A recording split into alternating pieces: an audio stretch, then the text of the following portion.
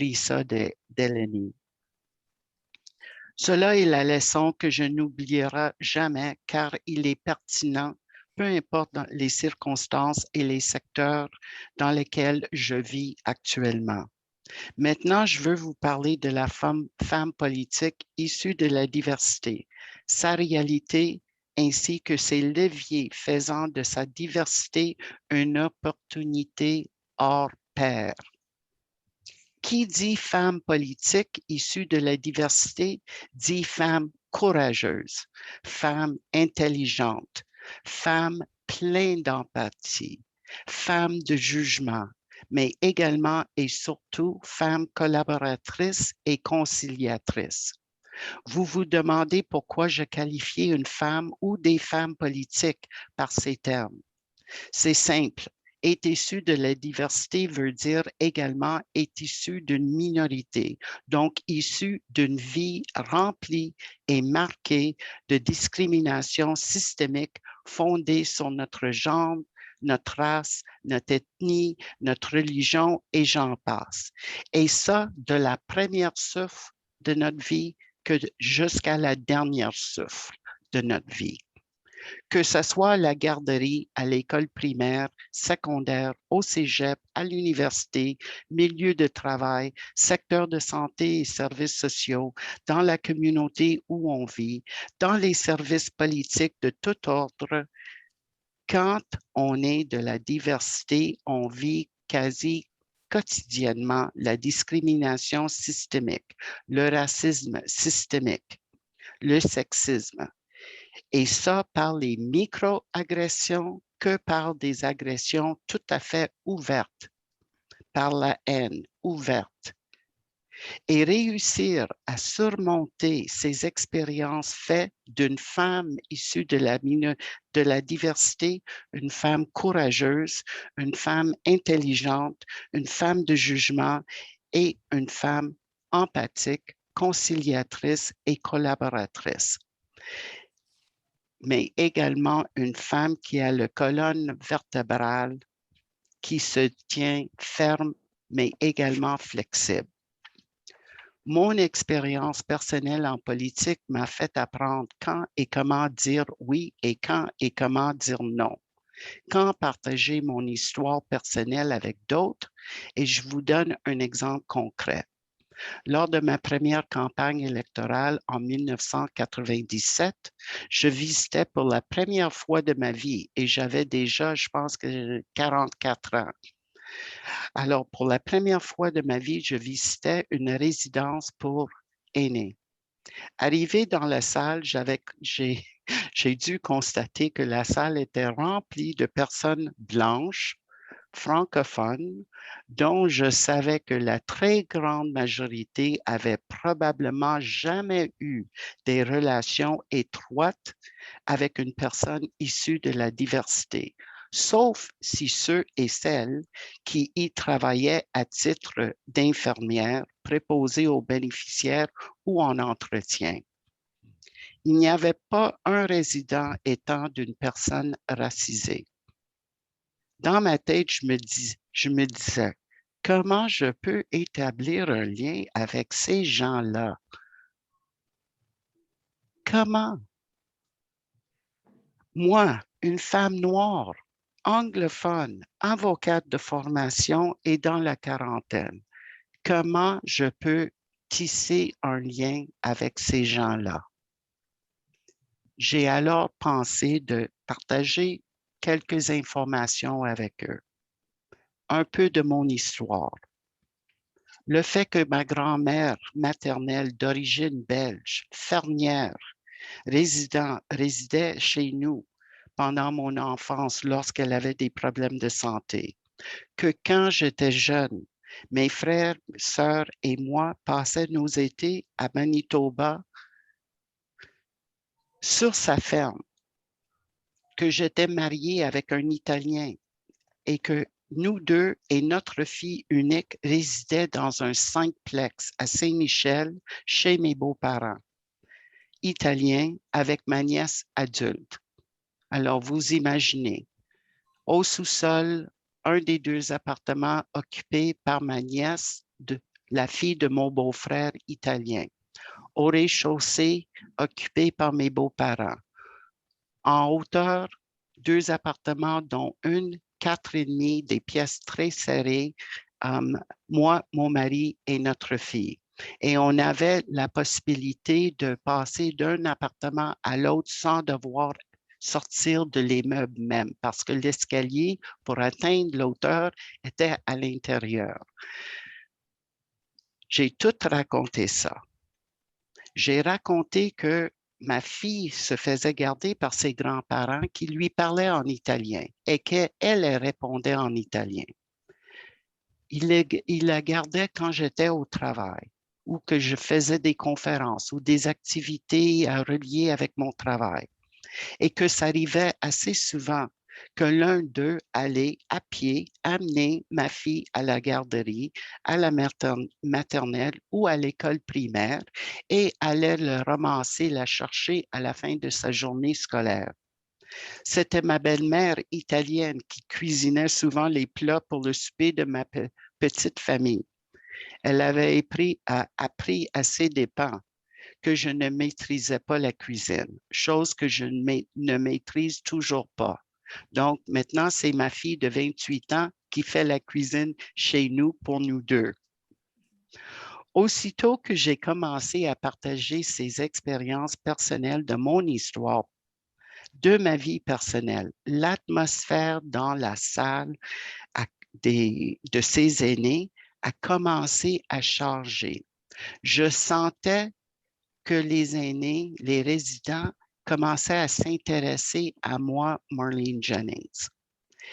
Je sentais qu'ils commençaient à m'accueillir chaleureusement.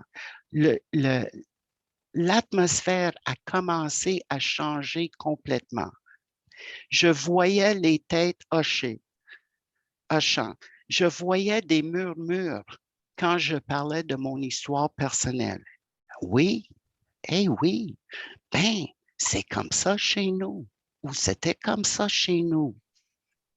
Bref, ces résidents commençaient à comprendre que eux et moi, on avait beaucoup de points d'expérience en commun et qui nous reliaient.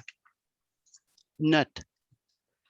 Diversité, donc, à mon avis, doit être vue et compris comme un atout et non à une lourde responsabilité.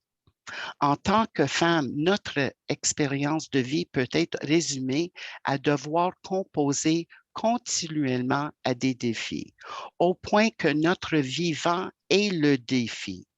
Et ne connaissant d'autres choses, ne connaissant pas ce qui sera d'être issu, ne pas être issu de la diversité, faut embrasser notre réalité avec enthousiasme et la faire jouer dans notre intérêt politique et autres. Une autre leçon que j'ai appris tout au long de ma vie politique était de ne pas devenir la politicienne connue pour une seule chose. Oui, je faisais l'avocate pour les droits humains des minorités, contre le racisme systémique, contre le sexisme, contre toute discrimination systémique. Mais j'ai également travaillé fort afin qu'on reconnaisse mon expertise en sécurité publique, dans la bonne gouvernance et la bonne gestion et administration.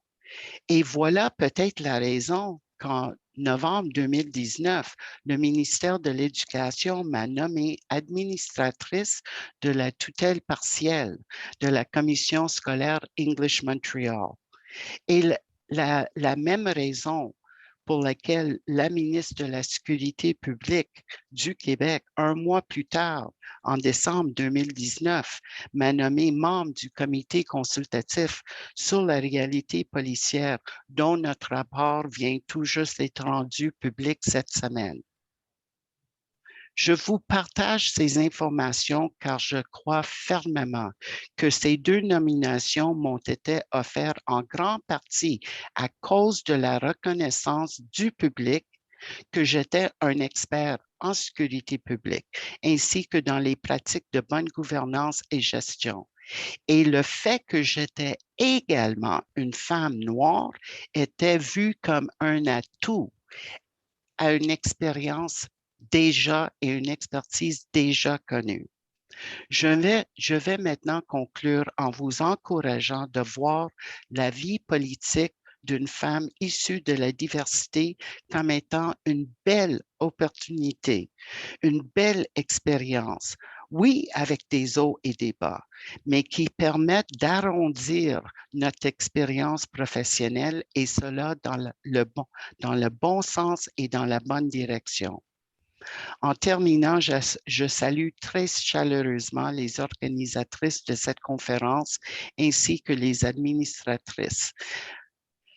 Et encore une fois, mon amie qui est précieuse pour moi, l'honorable Eleni Bakopanas. Bonne conférence à toutes les participants. Merci beaucoup. Bravo, merci Merci. beaucoup. Vous avez mis la table avec tellement d'émotions et d'intimité, justement, et vous faites le tour et vous touchez à tout, là, la différence et la ressemblance au quotidien. Donc, j'ai la chance maintenant de présenter nos 4 panélistes, des femmes courage, des femmes intelligentes, collaboratrices, conciliatrices aussi, des femmes debout devant l'adversité, passionnées par leur métier. On vous donne un gros 3 minutes, top chrono, pour nous nommer expliquer votre parcours rapidement et peut-être, c'est quoi la flamme? Expliquez c'est quoi la flamme du monde municipal. Donc, d'abord, Jocelyne Frédéric Gauthier, conseillère municipale du district Auteuil-Laval. Madame Jocelyne. Oui, bonjour tout le monde. Avant de commencer, je tiens à remercier La Voix égale, l'Union des municipalités du Québec et les organisatrices de cet événement qui nous ont donné les privilèges de participer de paver notre voix aujourd'hui. Vous savez, j'ai commencé à me préparer en politique municipale depuis 2008-2009. Alors, je vais faire un petit puisque le temps est court, je vais me limiter à mon parcours. Depuis 2009, la chose la plus importante pour moi, quand j'ai commencé en politique municipale, c'était quand je faisais du porte-à-porte, c'était dans un quartier où il y avait beaucoup de diversité culturelle. À ce moment-là, j'ai cogné dans une porte. Puis c'est une madame qui m'a ouvert d'origine sri-lankaise. Et puis, il y avait plusieurs jeunes dans la maison. 5, 6, 7, 8, 10, 15 ans. Alors, quand j'ai cogné à la porte, la madame a dit, non, la politique ne m'intéresse pas, ça ne m'intéresse pas, madame. Alors, j'ai fait 2 pas en arrière, puis il y a une jeune fille de 16 ans qui est venue m'appeler. Elle a dit, viens, viens. Elle a parlé avec sa mère dans sa langue, puis elle m'a dit, viens. Viens. Et puis, la mère a dit, oh, viens, je vais voter pour toi, je t'encourage. Puis le père a dit, oui, je vais voter pour toi, je t'encourage. À ce moment-là, j'ai pris ça en note. Plus loin encore, j'ai commencé à marcher. Une famille haïtienne, c'était la même chose. C'était des jeunes filles. Alors, je me suis dit, une réflexion comme ça me donne le goût, le courage de commencer. Parce que pour moi, il y a un travail qui doit se faire. Il y a un travail qui doit se faire. Il y a une personne quelque part à Laval qui doit oser le faire. C'est pour cette raison, moi, j'ai dit, je ne vais pas lâcher, je vais continuer parce que non seulement je vais servir un modèle pour ces jeunes filles-là, puis c'est un point positif. Et puis, je vais prendre mon courage à deux mains, je vais aller vers l'avant. Mais par contre, je vais vous dire aussi, les défis en politique, c'est très grand pour les femmes. En termes généraux, non seulement pour les femmes québécoises, mais doublement plus grandes pour les femmes issues de la diversité culturelle. On sait très bien que la condition féminine canadienne n'a pas atteint cette année son idéal et qu'il reste énormément de travail à faire. Rien qu'à considérer le nombre de féminicides cette année, ça en dit long. Pour les femmes issues de la diversité, les défis sont doublement, même triplement plus grands. D'ailleurs, je profite de cette occasion pour féliciter les organismes, les institutions qui sont dévouées à l'émancipation et à l'autonomisation sociale et économique des femmes. Peu importe leurs origines, il s'agit d'une mission cruciale que nous devons soutenir à tout prix. Les femmes noires, en particulier les femmes noires d'origine africaine, antillaise, qui réussissent professionnellement ou en affaires au Québec manquent de visibilité dans les médias et sont peu récompensées. Lors des grands galas des réseaux de gens d'affaires, par exemple, elles sont donc des visages peu connus du Québec. Et c'est l'une des raisons, quand elles se lancent en politique, les gens ont tendance à sous-estimer leurs valeurs, leurs compétences. Alors, c'est une proposition que je vais faire aujourd'hui et je pense que ça ne va pas tomber dans les oreilles des sourds. Quand vous auriez l'opportunité, quand les femmes noires, comme on fait aujourd'hui, c'est un commencement, se lancent en politique, il faut, par exemple, les encourager. Il faut les encourager, il faut faire plus de publicité pour les aider parce qu'il y a une question de préjugés en dessous de ça, parce que les gens ont tendance à sous-estimer nos compétences. Je vais vous dire encore une autre histoire encore. Quand je me Madame Frédéric Gauthier, le 3 minutes est atteint. Je suis la personne du temps. On aura l'occasion dans les débats sûrement de vous avez. Maud, je te laisse la parole. On va passer à notre autre panéliste, mais on revient. On a hâte de revenir. Absolument, absolument. Alors, merci beaucoup. Oh, merci, c'est touchant. Maintenant, nous passons à Nathalie Pierre-Antoine, conseillère d'arrondissement, Rivière-des-Prairies, Pointe-aux-Trembles, district Rivière-des-Prairies. Madame Nathalie, vous avez 3 minutes, top chrono, mais on a rajouté un 30 secondes. Mais on ne vous le dira pas. Allez-y. Le micro.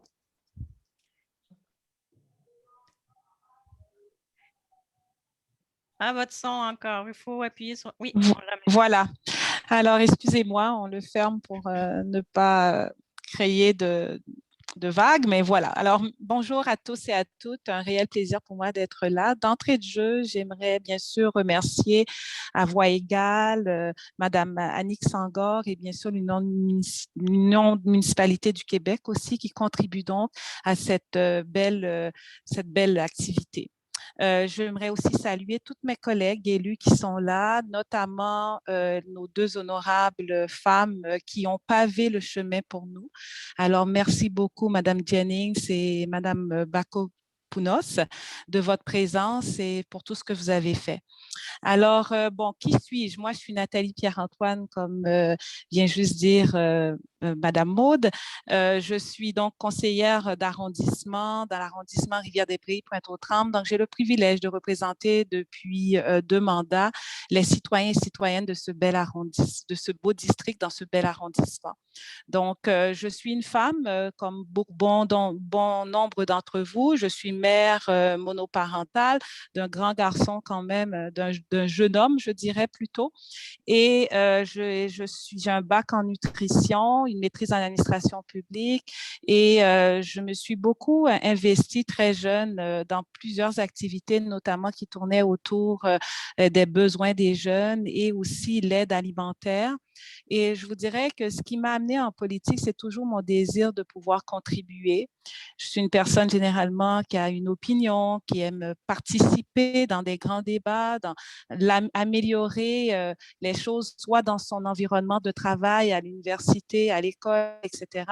Donc, pour moi, ça allait de soi que qu'au niveau de politique, je puisse m'intéresser, ne serait-ce qu'au niveau de savoir ce que les hommes et les femmes décident, parce que vous devez comprendre que la politique encadre un peu notre vie. Donc, je pense que c'est le devoir de tout citoyen d'être un peu à l'écoute de ces grands décideurs, mais aussi lorsqu'on a des opinions, lorsqu'on pense qu'on peut faire une différence, aussi petite qu'elle soit, alors pourquoi ne pas s'engager? Alors, moi, j'ai commencé comme dans une association fédérale, locale, dans mon quartier. Et de fil en aiguille, ça m'a amené à avoir le goût de pouvoir m'investir davantage. Et je vous dirais qu'il y a des gens qui ont cru en moi parce que je n'ai pas étudié pour faire de la politique active, mais les gens m'ont vu aller, ont vu mon engagement, ont vu aller mes idées et m'ont approché notamment pour m'investir dans une élection municipale partielle et parce que j'avais le goût de contribuer aussi à améliorer la qualité de vie de mes citoyens, parce que des gens ont cru en moi, parce que je pensais que j'avais des compétences qui étaient transférables. Après une petite hésitation, comme plusieurs personnes ça peut arriver à plusieurs autres personnes, j'ai décidé de me lancer. Et j'ai eu le privilège, d'une première fois de faire une belle campagne. Je n'ai pas été élue, mais c'est correct. C'est dans la vie des défaites, on apprend de cela. J'ai eu du plaisir à m'approprier c'est quoi des élections. Et lors d'une élection générale, j'ai eu le privilège donc d'être élue. Les gens de Rivière-des-Prairies m'ont fait confiance et je les remercie. S'il y a des gens qui nous écoutent de Rivière, merci beaucoup de votre confiance. Alors, en gros, voilà, c'est un peu mon parcours. Je pense que l'engagement est un élément important. Avoir une orientation citoyenne, c'est important. Être à l'écoute, bien sûr, démontrer un certain leadership, une vision, et vouloir travailler pour le bien du plus grand nombre. Merci. Merci. On a hâte d'y revenir aussi. Alors, nous passons à Renée-Chantal Belenga, conseillère d'arrondissement Montréal-Nord dans le district Ovide-Clermont. La parole est à vous. Merci beaucoup, Madame Laberge. Donc, je joins mes salutations, mes remerciements à l'ensemble de mes collègues pour l'organisation vraiment de ce panel. Moi, je dirais une première, que l'Union des municipalités du Québec soit partenaire de ce grand événement à voix égale.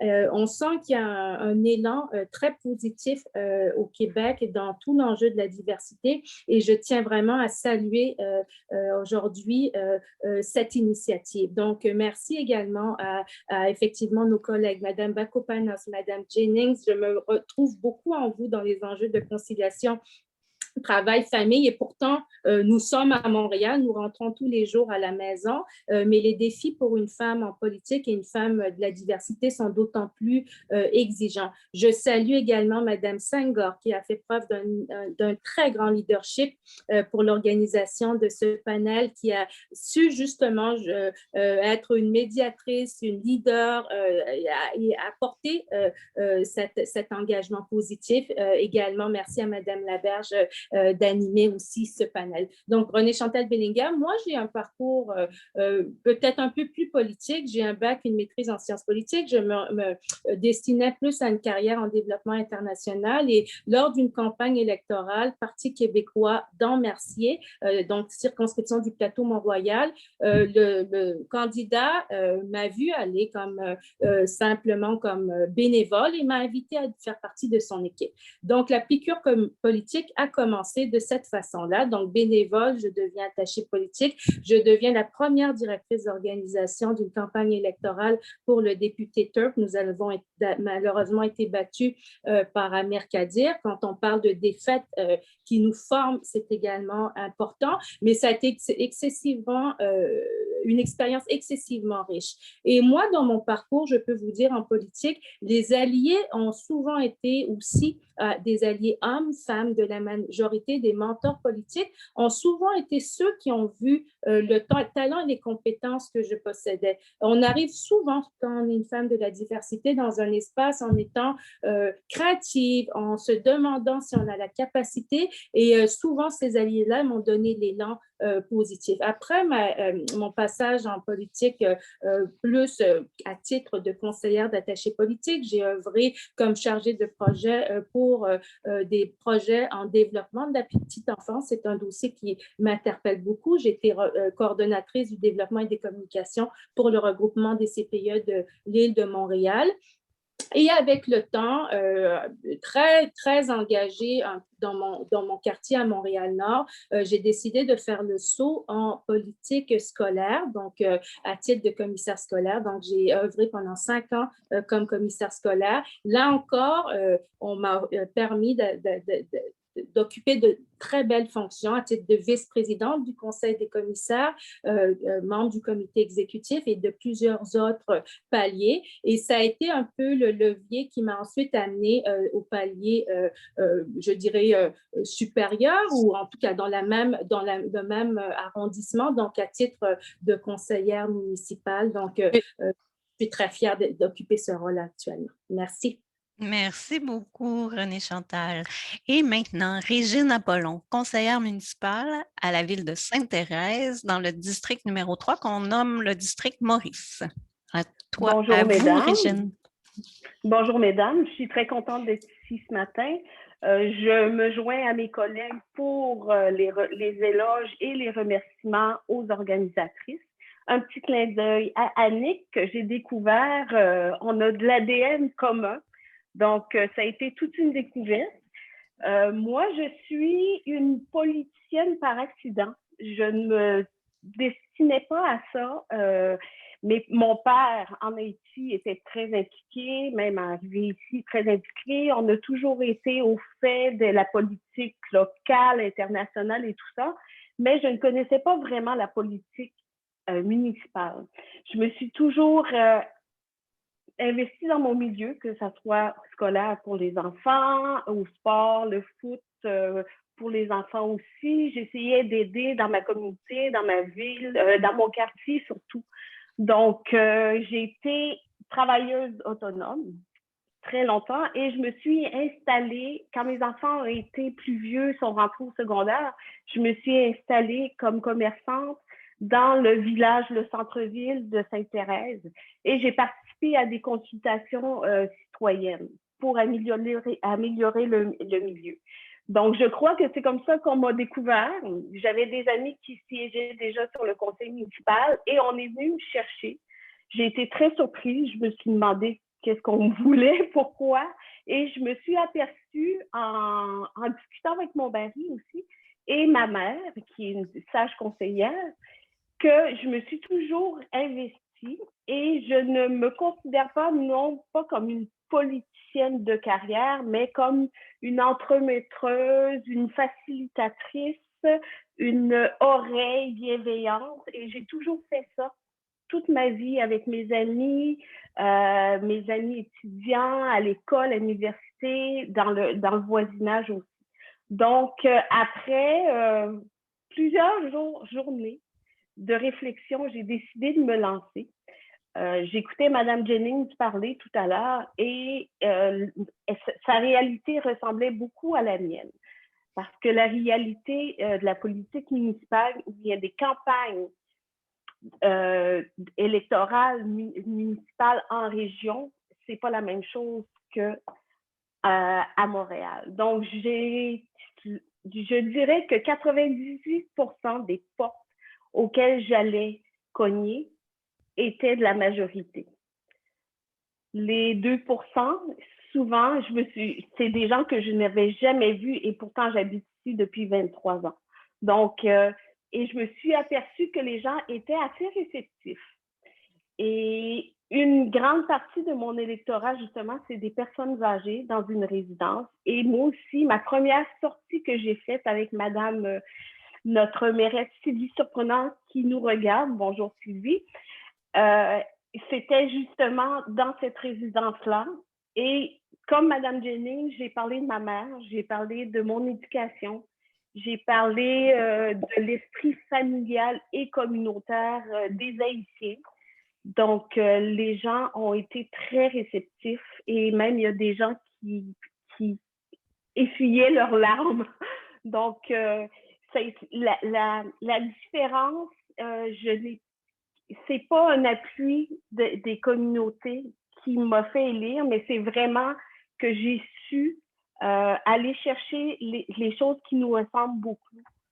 Les gens n'ont pas vraiment vu, j'aime pas dire ça, qu'ils ne voient pas la couleur, mais ils cherchaient plutôt quelqu'un pour les représenter qui avait des expériences similaires et qui allait les écouter et qui allait parler en leur nom.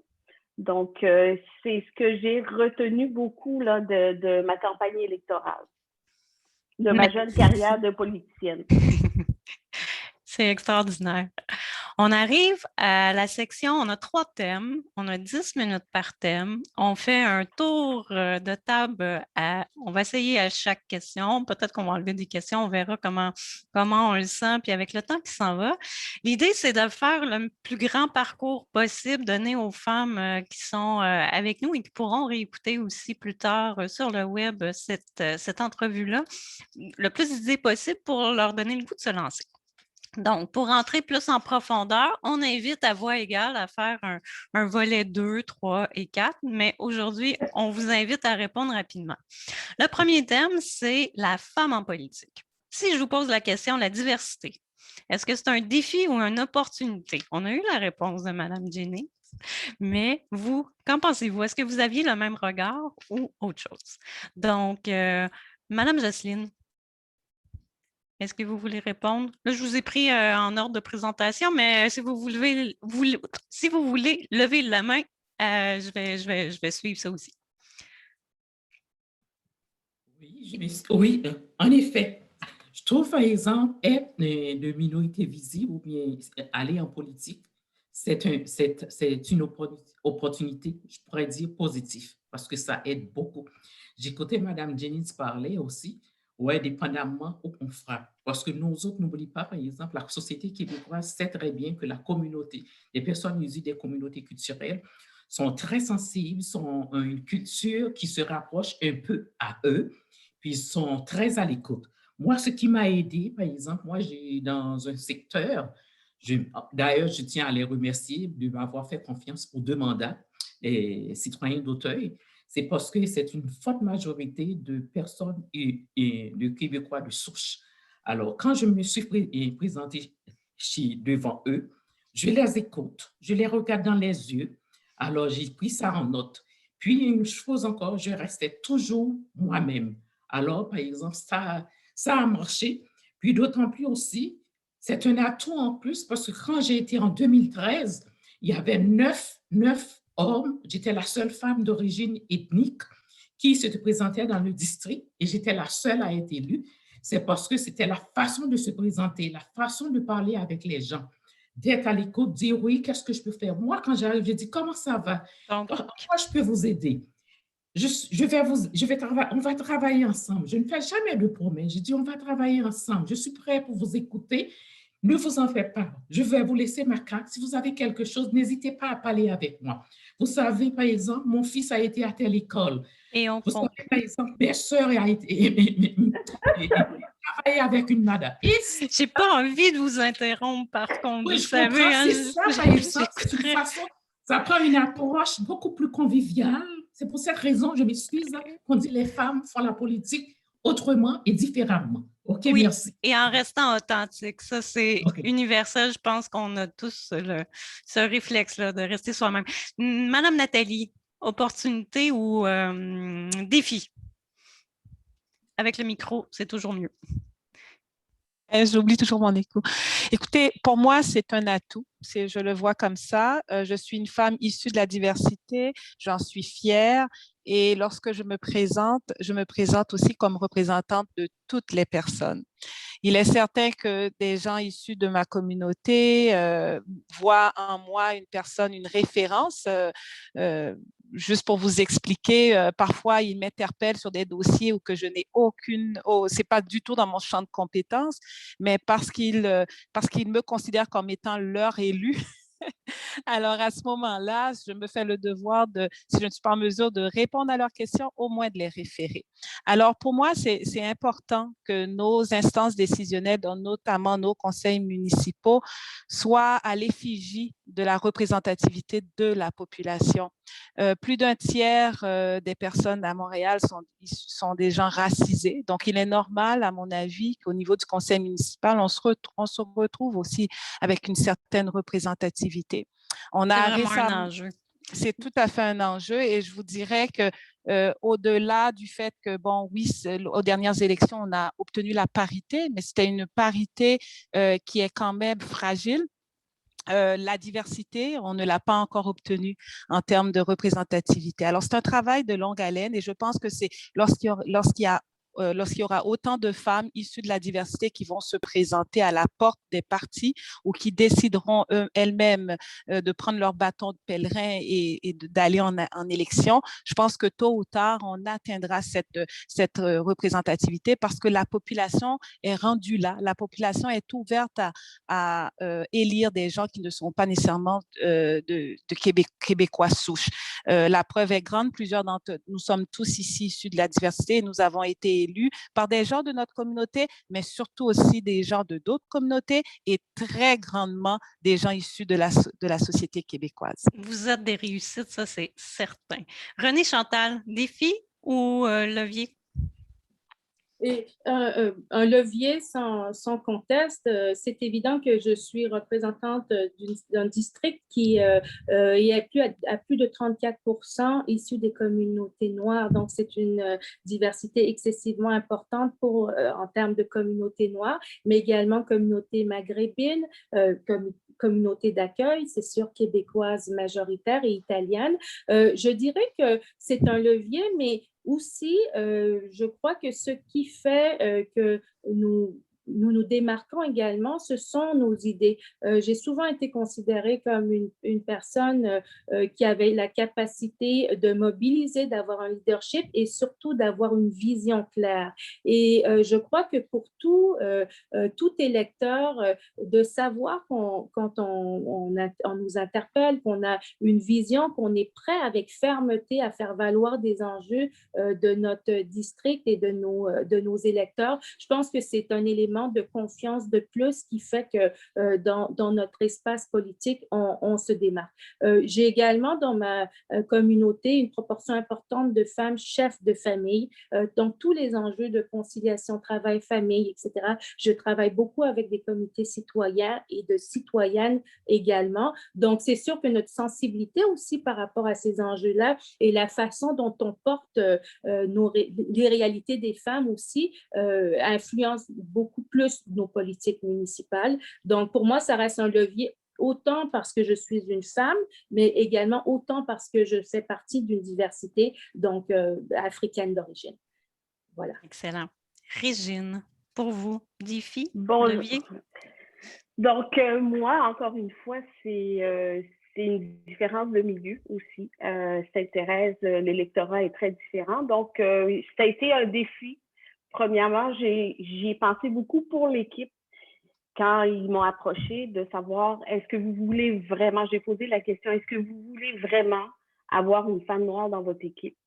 On a été surprise de ma question, mais en fin de compte, on me dit non, non, non, ça va bien aller, tu vas voir. Mais j'étais quand même assez inquiète. Et arriver sur le terrain, là, il faut faire confiance aux gens aussi, là. Ouais, donc, ça a été, je m'en suis servi comme levier parce que je me suis aperçue aussi que la population, le visage de la population à Sainte-Thérèse changeait beaucoup et il y avait beaucoup, justement, de gens de la diversité. Donc, j'en ai rencontré beaucoup et ça a été un plus, j'espère, pour les inciter à aller voter parce qu'on sait que d'habitude, dans les petites villes, ce ne sont pas ces gens-là qui vont voter. Donc, je pense que pour ce côté-là, ça a été un levier, mais c'est quand même un défi, là, vu le profil de l'électorat. Et est-ce que c'est une grande responsabilité? Régine, on va recommencer par toi. Moi, je crois que oui. J'ai décidé vraiment de m'engager pour mes enfants parce que mes enfants sont métis, sont mixtes. Donc, et je vois leurs amis. Quand je suis arrivée à Sainte-Thérèse il y a 23 ans, c'était assez homogène. Et quand mes enfants sont rentrés à l'école, bien là, il y a eu beaucoup plus de diversité. Moi, je disais que c'était presque l'ONU. Donc, je l'ai fait beaucoup pour mes enfants, leurs amis qui venaient de toutes sortes de communautés, les jeunes filles aussi qui soient québécoises ou bien issues de la diversité. Donc, je trouve que c'est une grande responsabilité et comme il n'y avait personne d'autre, parce que soit qu'on n'est pas invité ou qu'on ne veut pas se présenter, mais il y a beaucoup de l'invitation aussi. Les partis politiques, c'est une question de connexion encore beaucoup. Donc, ils n'invitent pas n'importe qui, ils invitent les gens qu'ils côtoient régulièrement. Donc, quelqu'un de la diversité qui n'est pas dans ce milieu-là, n'est pas souvent invité. Donc, pour moi, c'est une grande responsabilité, puis je veux représenter le visage de la ville qui change beaucoup, beaucoup ces temps-ci. Nos participants sur le chat, justement, ont beaucoup de commentaires. Ils sont actifs et on leur demande de continuer à l'être pour faire du pouce sur ce que vous dites, Régine. Ils disent on a besoin de modèles. Donc, effectivement, c'est une responsabilité, une belle responsabilité. Maude, je te laisse continuer. Au niveau de la responsabilité, est-ce que est-ce qu'une des intervenantes voudrait renchérir là-dessus ou Régine a établi peut-être les bases de ça? Est-ce que vous voulez qu'on passe? Ça va?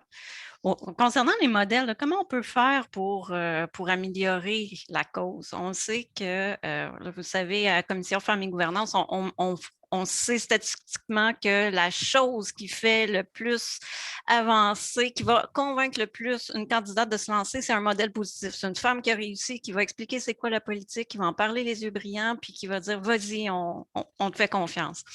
Au niveau de la diversité, est-ce qu'il y aurait autre chose? Est-ce que c'est la même recette adaptée? J'aimerais ça vous entendre là-dessus. Nathalie? En fait, je pense que les mêmes éléments qu'on utilise pour pouvoir soutenir des femmes en politique doivent aussi être utilisés pour les femmes aussi qui sont racisées, parce qu'à la base, elles sont des femmes, donc elles sont confrontées aussi aux mêmes difficultés de conciliation au travail, de monoparentalité, et aussi le fait de parfois croire en elles. Parfois, les femmes, elles vont se dire, moi, tu penses, est-ce que je peux vraiment? Donc, parfois, elles ont besoin de ce coup de pouce-là et je pense que d'avoir des femmes comme mentors, comme coach qui ont réussi en politique, comme par exemple Mme Jennings, Mme Bakopounos et d'autres, mais je pense que ça aide énormément. Je vous dirais que aussi comprendre la réalité des femmes, c'est important. Puis aussi, le fait que la politique municipale est de plus en plus une politique un peu plus développement social, saines habitudes de vie, des enjeux qui sont moins béton, comme on appelle, parce qu'en fait, la politique municipale, c'est d'offrir des services de base, hein, par exemple le déneigement, la réfection des rues, etc. Les poubelles. Ou les poubelles aussi, mais il y a aussi le côté humain. Alors, ça aussi, ça aide à attirer les femmes. Puis, je vous dirais aussi, c'est peut-être de s'allier avec des initiatives comme la vôtre aujourd'hui. Je pense que ça aide les femmes qui sont issues de la diversité de voir, ah oui, c'est possible. Et bien sûr, toutes les associations, les organismes communautaires qui gravitent autour de la diversité, qui sont aussi des alliés au niveau de donner la nouvelle, de transmettre la nouvelle. Et bien sûr, les partis politiques ont aussi une responsabilité par rapport à cela. Tout à fait. Dans le chat, on parle de mentorat. Jocelyne, qu'est-ce que tu en penses? Avec le micro, s'il vous plaît. Le micro est fermé. Je m'excuse. Moi, de mon côté, je dirais, par exemple, il faut courtiser les jeunes. Il faut commencer très jeune. Il faut commencer très tôt à courtiser les jeunes en les expliquant c'est quoi la politique municipale. Moi, personnellement, je dis je, parce que c'est ça que je fais. Je leur demande de m'aider à faire du bénévolat dans leur temps libre. Souvent, ils ont une certaine réticence. Les jeunes hommes ont plus de tendance à offrir le service. Ils ont donc un travail. À ce moment-là, je fais une forme de sensibilisation. Il faut sensibiliser les jeunes filles, à faire auprès des jeunes filles, à s'impliquer aussi, à les expliquer quoi plus tard, par exemple, c'est pour leur bien, on fait ça pour eux, des affaires comme ça. Car tout souvent, on associe la politique, le pouvoir aux hommes. C'est pour cette raison, souvent aussi, c'est l'éducation. Il y a certaines femmes, par exemple, chez certaines cultures, c'est les femmes qui c'est les hommes qui prennent la place. Les filles ne voient pas ça. C'est pour cette raison, moi, j'essaie d'aller au fond. Je leur dis, par exemple, vous êtes capable de le faire. Regarde-moi. Si je peux le faire, vous pouvez le faire. Alors, j'ai toujours fait ça en véhiculant le message positif, en les encourageant à participer. Je suis d'avis de me déplacer dans les écoles aussi, secondaires, pour offrir des ateliers, faire des activités pour sensibiliser les jeunes filles à voir plus tard, ils peuvent faire d'autres choses que d'aller en politique municipale, provinciale, fédérale. Ça ne se réserve pas seulement aux hommes. Merci. On a de super belles idées. J'espère que quelqu'un est en train de noter parce qu'on va passer à une étape 2. Oui, on va passer la campagne au deuxième, électorale. La conférence. La campagne, le cœur du sujet qui, moi, me parle beaucoup parce que je me présente en novembre. Alors, mesdames, on a besoin de vos trucs, on veut tout savoir. On va peut-être commencer par René Chantal qui a moins parlé pour la campagne électorale. Quelle stratégie gagnante pour aller chercher des électeurs? Est-ce qu'on se base sur notre communauté d'origine? Comment on fait ça? Comment on bâtit un réseau? Merci très pour les informations. Merci beaucoup, Annick. En fait, tout d'abord, il faut s'assurer que je vais lier un peu les deux questions, la question précédente. Il faut s'assurer d'abord que toutes les candidates qui sont intéressées à la politique municipale connaissent le processus pour se présenter. Et là, il faut miser beaucoup sur l'information, sur justement le mentorat, sur l'accompagnement. La deuxième étape, bien sûr, une fois qu'on décide de se présenter, il y a des différentes options. On peut être candidate indépendante, on peut se présenter avec un parti politique voilà. Cependant, moi, je crois qu'il y a aussi une responsabilité collective, une responsabilité des partis politiques d'avoir cette réflexion importante sur la diversité. Et je souhaite de tout cœur que pour l'élection en novembre prochain, cette réflexion dans tous les partis municipaux au Québec soit faite et qu'on accorde une proportion importante des candidatures aussi des femmes issues de la diversité pour atteindre cette parité et cette diversité. La troisième chose, donc une fois qu'on devient candidate indépendant, on décide de faire le saut, de devenir candidate indépendante ou pour un parti politique, là, c'est sûr qu'on a une responsabilité en tant que candidate d'aller justement travailler à chercher nos électeurs. Moi, je vous dirais, je suis une femme de terrain. La première chose qu'il faut faire, c'est sûr qu'il y a le contexte de la pandémie, on devra revoir les choses peut-être un peu différemment, c'est de s'assurer d'avoir un contact privilégié avec l'électeur lorsque c'était possible en porte-à-porte, mais également par des appels téléphoniques avec une liste électorale et aussi s'assurer d'avoir des noyaux de leaders à l'intérieur de notre district qui peuvent nous introduire à des groupes de citoyens où nous pouvons faire des petites assemblées de cuisine. On pourra peut-être faire des assemblées de cuisine virtuelles, mais s'assurer d'avoir ce contact privilégié, c'est ce qui fait la différence dans une campagne électorale et qui permet justement, je pense, de rejoindre le plus possible nos électeurs. Plein de bons trucs qui ont été dit. Régine, stratégie gagnante, est-ce qu'il y en aurait d'autres à ajouter? Comment on gagne une campagne électorale?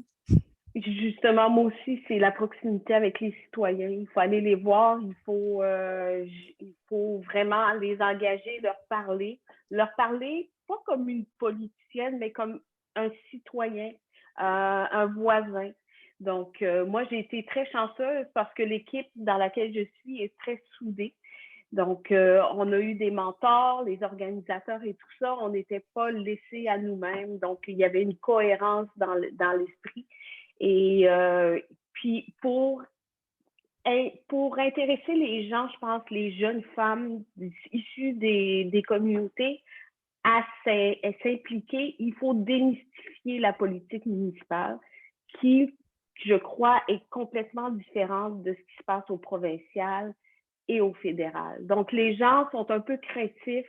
Ils voient que ils ne voient pas que c'est plus communautaire. C'est vraiment un gouvernement de proximité et ça, les gens ne le voient pas et peut-être que ça leur fait peur. Oui. Nathalie, je voyais que tu hochais de la tête. On entend les conseils, proximité. Oh. Ils sont tout notés, tous les conseils. Là, je les note. Alors, peut-être parler. Est-ce que tu voulais qu'on enchaîne sur l'autre thème? Non. OK, mais sinon, il y a peut-être la question, le plus grand obstacle que vous avez rencontré en contexte de campagne électorale pour qu'on puisse travailler de notre côté, aller au-delà de ça. Est-ce que vous auriez des anecdotes à raconter? La fatigue. Ah oui. Moi, je pense que c'est la fatigue. Moi, je ne m'attendais pas à ce que ça soit aussi intense. C'est intense physiquement, c'est intense psychologiquement, c'est intense. C'est intense. Donc, après la campagne, j'ai eu comme un crash. Donc, ça, mais j'ai été bien. Pendant la campagne, Régine, pendant la campagne, comment on passe à travers? Parce que la stratégie, là, on est fatigué. mais on traverse. Je pense qu'on y va quand même. C'est comme dans n'importe quoi, quand tu es dedans, l'adrénaline, tu continues, et c'est après ça en tout cas, moi, que j'ai remarqué que c'était très drainant. Très drainant. Puis, il y a le support, que ce soit la famille, les collègues, la communauté, ton équipe, c'est beaucoup le support qui te tient à bout de bras. Bien manger, bien boire aussi. Préparer tous les repas à l'avance, peut-être. Ah, c'est pas moi qui le fais. C'est bon. Oui, comme disait Régine, quand on va en campagne comme ça, si on va, la première chose que je vais passer un message en général pour les femmes qui se lancent en politique. Il faut penser, quand on va se lancer en politique, il faut avoir la passion, l'amour. Il faut savoir qu'on y va en politique parce qu'on veut aider. On va apporter quelque chose de différent à nos citoyens, à nos voisins de notre communauté. Moi, quand je fais en campagne politique, je considère les gens dans mon district, dans le district d'Auteuil, ce sont mes voisins. Peu importe les allégeances politiques, peu importe les allégeances de la personne, ce sont mes voisins. Puis, il faut la passion, même si on est fatigué, plus on avance, plus on est proche de la proximité, plus on a de l'énergie pour y avancer. Et comme j'ai dit la dernière fois, tantôt aussi, ça prend beaucoup de courage. Beaucoup de courage et le support des amis, des voisins, votre mari, une personne proche, par exemple, qui va vous supporter psychologiquement et moralement et l'encadrement aussi. Si vous faites partie d'une équipe, l'équipe est toujours avec vous. Il faut, par exemple, trouver une personne dans l'équipe qui est plus sympathique avec vous pour pouvoir l'aider. Il y a toujours, c'est sûr, on ne peut pas avoir l'amour de tout le monde, c'est sûr. Mais trouvez une personne plus sympathique dans l'équipe qui va vous aider, qui va vous dire quoi faire. Et n'oublie pas, quand on fait du porte-à-porte, proche de proximité comme ça, il y a toujours les voisins, comme je dis, des voisins, des voisines. Quand on va cogner, qui va vous dire comment ça va, comment tu sens. Ils pensent à vous. Évitez à prendre un verre d'eau, un verre de jus. C'est très stimulant. C'est très stimulant et ça aide.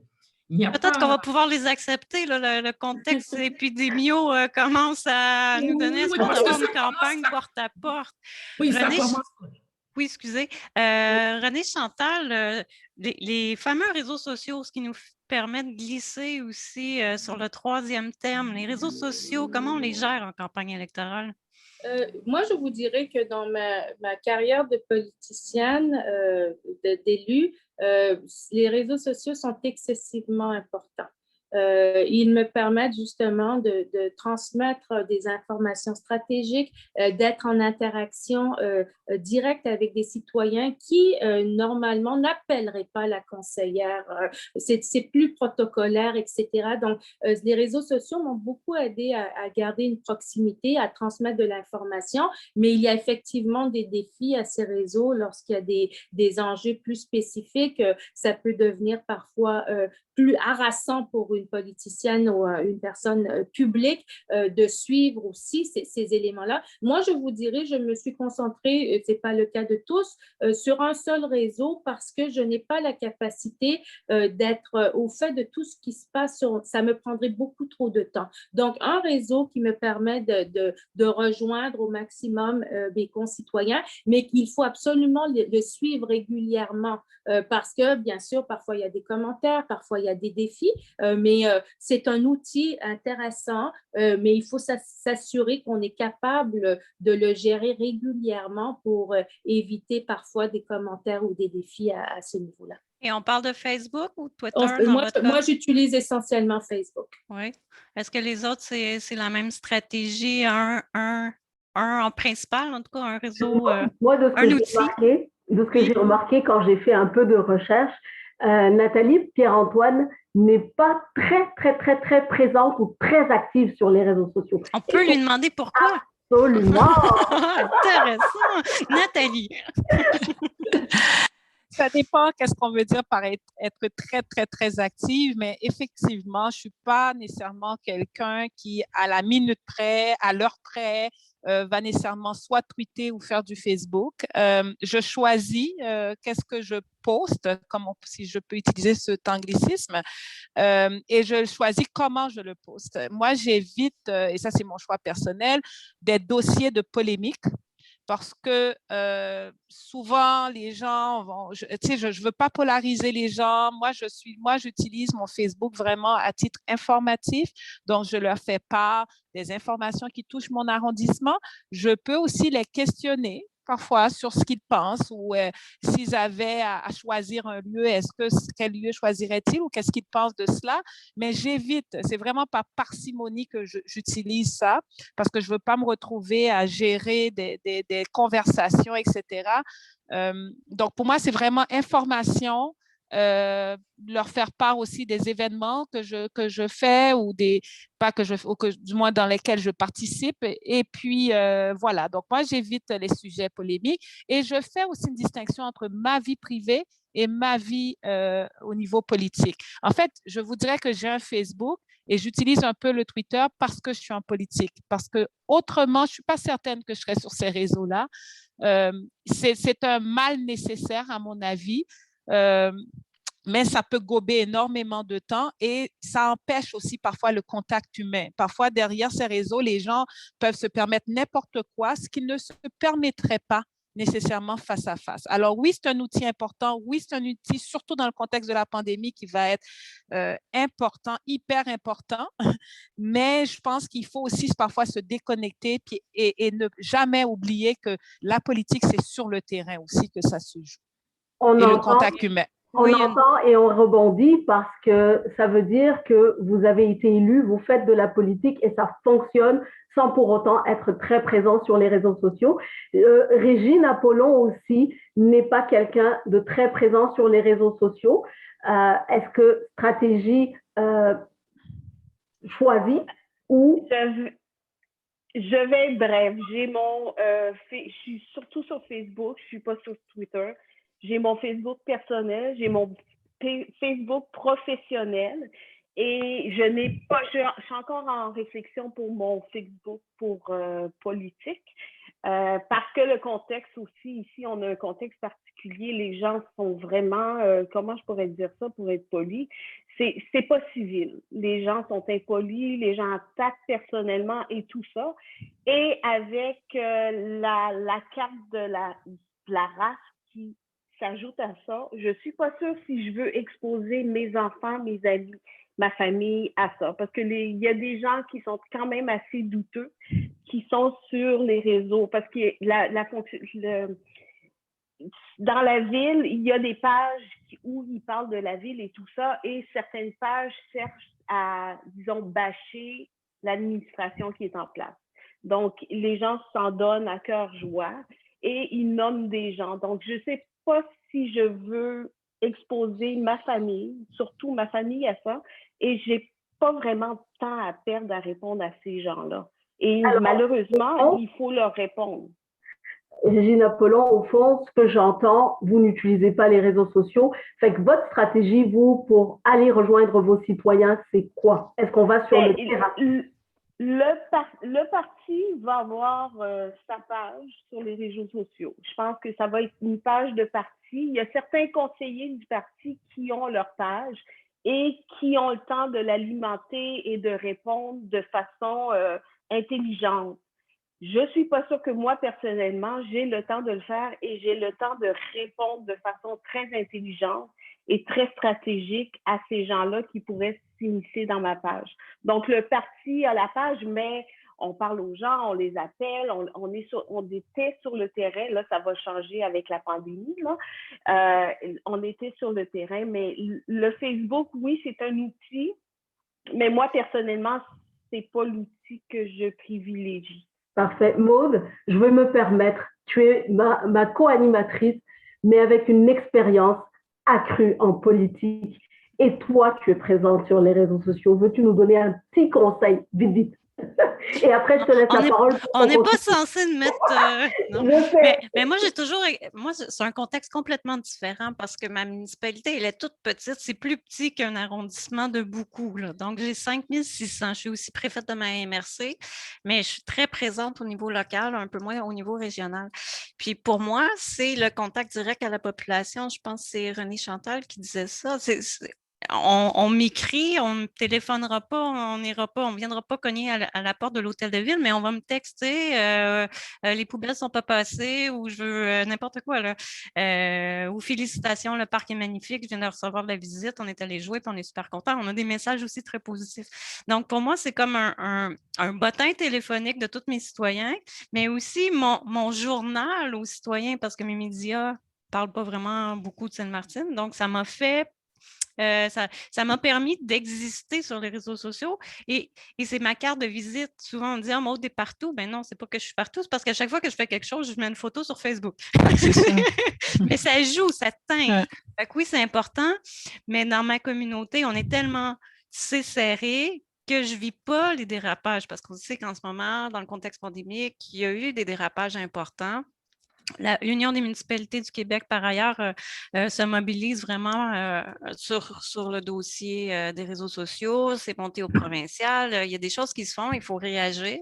Puis on comprend qu'il y a dans le contexte de contraintes, femmes, diversité, c'est des contraintes supplémentaires. Les réactions peuvent, quand ça dérape, les réactions sont encore plus importantes. Donc, il faut être collectivement en mode vigie, puis il faut être collectivement en mode action pour éviter que ça ressemble dans d'autres pays parce que ça peut arriver. Fait que voilà.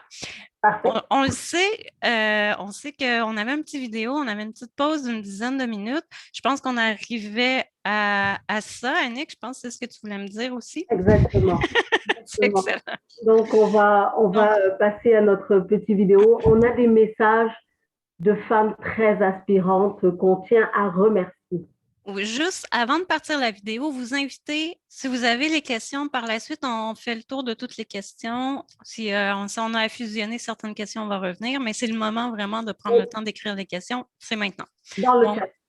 Bon visionnement. Merci Maud, merci Annick. Donc, de nouveau, Jocelyne Gagnon, présidente à Voix égale Québec.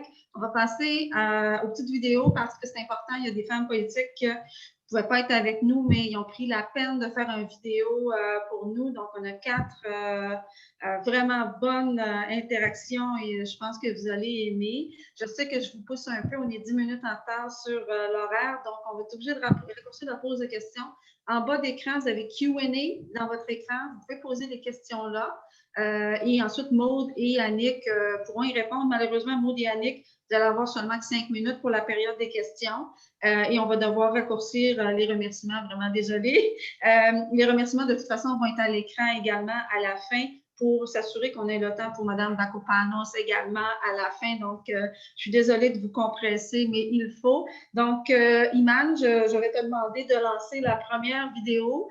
Je vous présente Mme Rouba Ghazal et elle va nous partager son impression. Merci.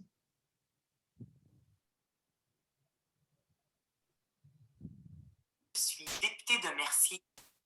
Je suis députée de Mercier pour Québec solidaire. J'ai été élue pour la première fois le 1er octobre 2018 à l'Assemblée nationale du Québec et je m'étais déjà présentée dans le passé en 2007 et 2008. Vous savez, se présenter à des élections, mettre sa face sur un poteau, ben, ça prend du courage pour n'importe qui. Encore plus quand on est une femme issue de la diversité. Puis moi, si j'ai décidé de me lancer, c'est vraiment grâce à mon idole de jeunesse et qui est aujourd'hui mon amie depuis de nombreuses années, Françoise David. Françoise, elle le sait. Pour qu'il y ait des candidates, pour que les femmes se présentent à des élections, il faut se réveiller de bonne heure, il faut le faire, il faut s'y prendre vraiment d'avance. Et c'est ce qu'elle a fait, elle m'a donné confiance en moi. La même chose pour Amir Kadir, qui occupait le poste de député de Mercier, qui est arrivé aussi, lui aussi au Québec à l'âge de 10 ans. Ben, ces gens-là m'ont donné confiance en moi. À la question, est-ce qu'il pour permettre à des candidates qu'elles deviennent élues, absolument, sans aucun doute. On ne peut pas laisser ça juste à la volonté des partis politiques, surtout qu'en cette matière, il peut y avoir des reculs. Ça prend des lois, il y en a déjà eu une pour les conseils d'administration pour qu'ils soient paritaires. Ça marche en 5 ans. Les femmes sur les conseils d'administration des sociétés publiques sont passées de 28% à 52%. C'est ce que ça prend. Ça se fait aussi à travers le monde. C'est comme ça qu'on va garder notre démocratie vivante quand les citoyens et citoyennes sentent que ces lieux décisionnels et de pouvoir politique leur ressemblent. Merci. Merci, Mme Rouba Ghazal. Bonjour, mon nom est Rouba Ghazal. Je suis députée de Mercier. Québec solidaire. Nadine Giraud. Le poste. Nadine Giraud, merci. Bonjour à toutes. Je suis Nadine Giraud, députée de la circonscription de Bertrand.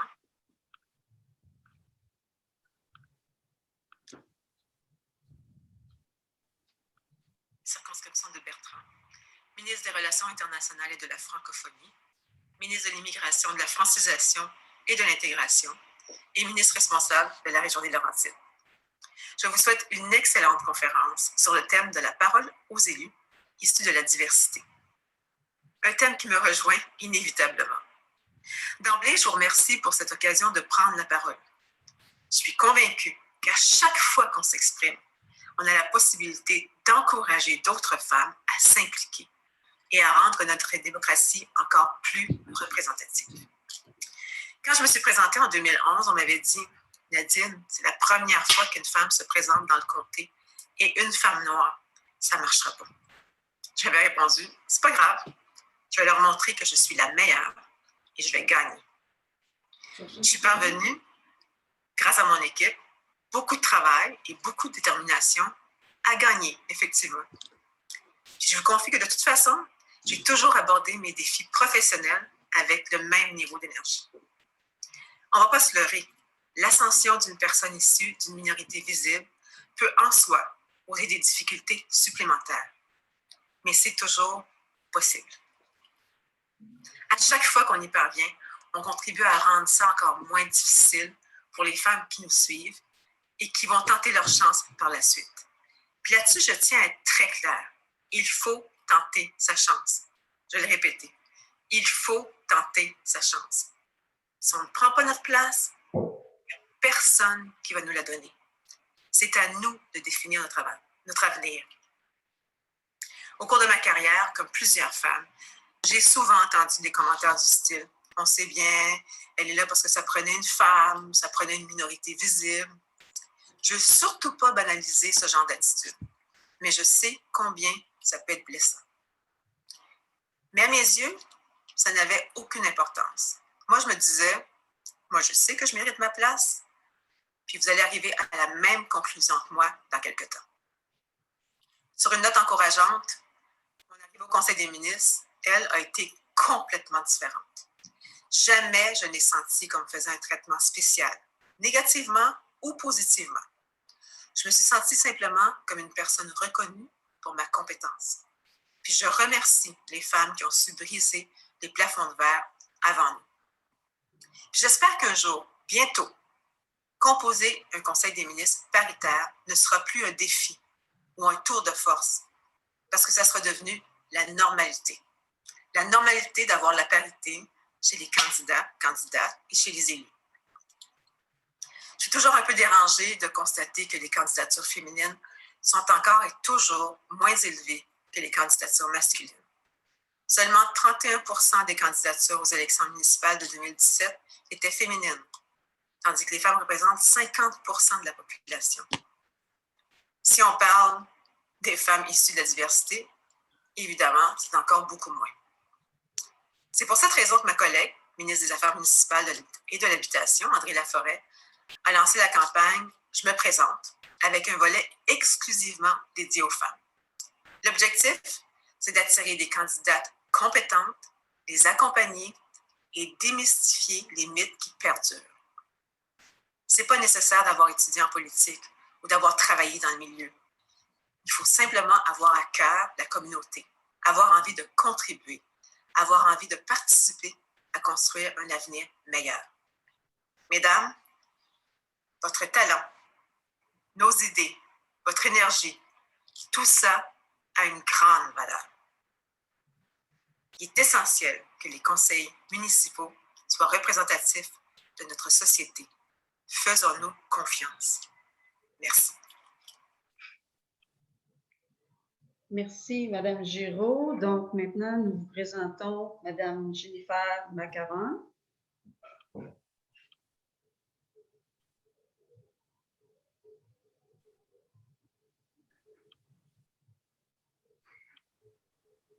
Bonjour à toutes. C'est avec plaisir que je m'adresse à vous dans le cadre de la conférence La parole aux élus municipaux issus de la diversité organisée par À voix égale. Comme vous le savez probablement, les femmes et plus particulièrement les femmes qui sont issues de la diversité sont encore sous-représentées dans nos institutions. Même si d'énormes progrès ont été accomplis au cours des dernières années, les lieux décisionnels ne reflètent toujours pas notre société adéquatement. Or, en dépit des nombreux défis qui peuvent se présenter à elles, des élus inspirantes nous montrent qu'il est possible de bouleverser le status quo. Elles nous montrent que les femmes qui sont issues de la diversité peuvent et doivent prendre leur place au sein des instances de pouvoir. C'est donc avec attention que j'écouterai Mesdames Jocelyne Frédéric Gauthier, Nathalie Pierre-Antoine, Régine Apollon et Renée Chantal Beninga nous partager leur expérience personnelle. Je suis convaincue que leurs récits sauront nous aider à mieux comprendre les enjeux relatifs à la représentation des femmes qui sont issues de la diversité, mais aussi à redoubler nos efforts pour que les voix de toutes les Québécoises puissent être entendues. Merci et bonne conférence. Merci. Et la dernière et non la moindre, Madame Dominique Anglade.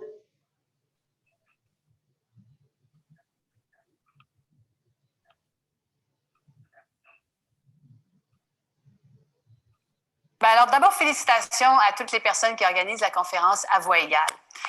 Avoir des femmes qui décident de se lancer en politique, avoir des femmes qui sont issues de différentes communautés culturelles qui décident d'y aller, c'est important. Pourquoi? Parce qu'on est plus représentatif de notre société, parce qu'on amène une perspective qui est différente autour de la table, parce qu'on a une manière de faire de la politique aussi où on va essayer d'aller consulter davantage, chercher les consensus avant de trancher.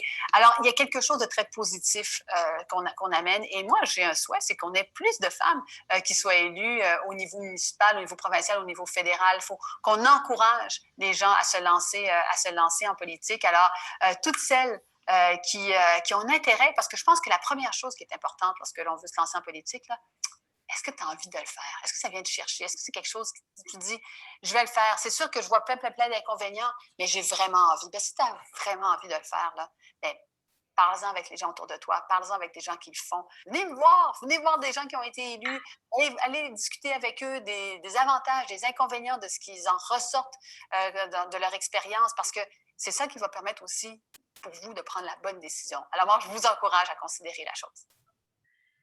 Excellent. Merci beaucoup à toutes nos intervenantes qui ont pris la peine de nous faire des interventions vidéo là, pour partager avec vous. Comme j'ai mentionné tout à l'heure, nous sommes plus que 10 minutes en retard sur l'horaire. Donc, pour permettre une période de questions, je sais que les gens, soit dans le chat, soit dans le Q&A, vous avez des questions. On va autoriser malheureusement 5 questions. Par contre, vous pouvez poser des questions à Voix égale Québec par la suite et on pourra y répondre directement. Mais à ce moment-ci, dans les échanges, je vous suggérerais que si vous adressez une question à une personne en particulier, que ce soit cette personne-là qui réponde, ou sinon que vous levez la main, les intervenantes, Régine, Nathalie, Renée Chantal et voyons, j'oublie son nom. Excusez, pardon. Donc, à nos intervenants pour pouvoir répondre à la question comme telle. Je sais que Maude et Annick sont prêtes. Il faut à E25. Nous sommes prêtes. À E25 que nous ayons terminé la période des questions. Moi, j'ai vu déjà 3 questions. J'en rajoute une. Ça fait une question chaque. Vous avez 3 mots à répondre pour chaque question pour arriver. On va rattraper le temps, vous allez voir. Donc, Jocelyne, est-ce que le palier municipal, c'est un tremplin pour le provincial et le fédéral? En 3 mots. Oui, souvent c'est ça. Si vous regardez, par exemple, en ce qui concerne l'histoire politique au Québec et au Canada, souvent les gens passent par le municipal, après ça, ils se lancent en provincial, ou bien ils passent en municipal, ils se lancent au fédéral. Monsieur Jacques Layton, c'est ça qu'il avait fait, et tant d'autres encore. C'est clair que les élus municipaux ont fait partie du bassin potentiel pour les partis politiques. Régine, est-ce que tu veux nous dire si la conciliation travail-famille, c'est possible? Et tout le reste, là. Comme j'écris dans la question-réponse, j'ai écrit à la... Donc, moi, c'était pas conciliation famille politique parce que mes enfants étaient quand même assez vieux. Ils n'avaient pas besoin de moi tout le temps. Donc, il y en a un qui était déjà parti de la maison. C'était plus le côté politique, travail, entrepreneur qui a été difficile à évaluer parce que je savais pas le temps que ça prenait. Donc, mais comme j'étais travailleur autonome, je pouvais arranger mon horaire, donc ça s'est bien passé. La flexibilité. Flexibilité, c'est peut-être un enjeu important pour l'autre travail qui paye l'hypothèque souvent, là. C'est ce qui permet. Oui. Oui, une autre question. Est-ce qu'il y a une question intéressante? Je pense que c'est Gaétane Corriveau que je sais pas. J'espère que je t'associe bien.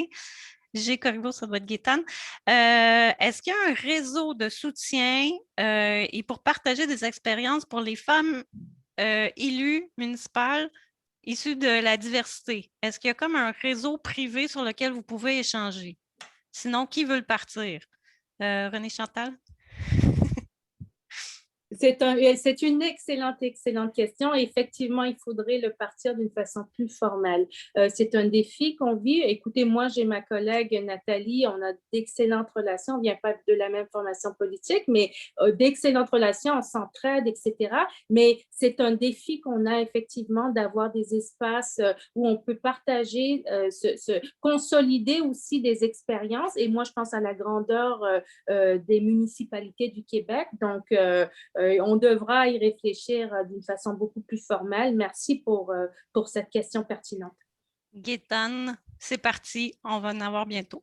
Nathalie, un conseil à donner à la candidate là, qui est sur la ligne de départ, la campagne électorale s'en va. Qu'est-ce que tu veux lui dire? C'est quoi ton message? Je ne sais pas si c'est un conseil, mais peut-être quelque chose avec ton cœur, un message avec ton cœur. Bravo, go, et tu vas gagner. Voilà. Ah, j'adore. Bravo, ça finit bien. Conclusion. Madame Gagnon, je pense qu'on a réussi à rattraper le temps.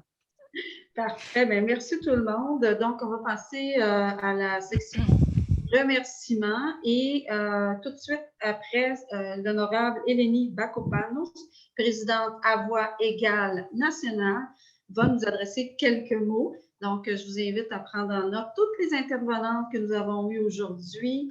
J'espère qu'Annick n'en a oublié aucune. Et si c'est le cas, on s'en excuse très sincèrement.